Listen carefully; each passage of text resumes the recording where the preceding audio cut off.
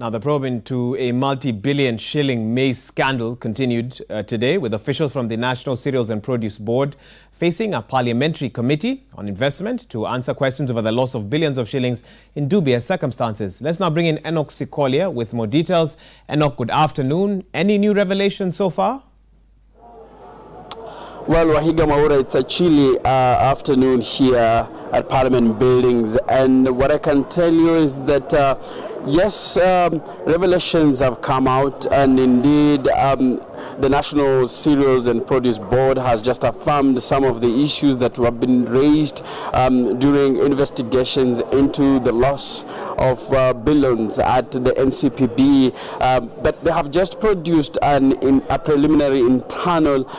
audit report here at Parliament buildings at the Public Investments Committee meeting. Remember, today they were being grilled over a scandal that involved a company known as Erad in 2015, but the issue about the maize scandal popped up, and with the CEO, the current CEO, producing that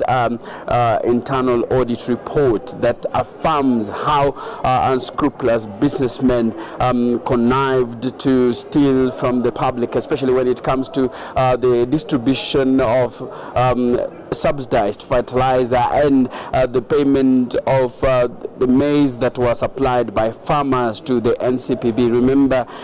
some of the key highlights that have come out in the report is that the forms that were used by the NCPB were photocopies and not original copies, and the serial numbers were written or were handwritten, and so bringing out or highlighting the issue that these were not original copies, and how that is just part of the scheme that were used by unscrupulous businessmen and officials in the Ministry of Agriculture in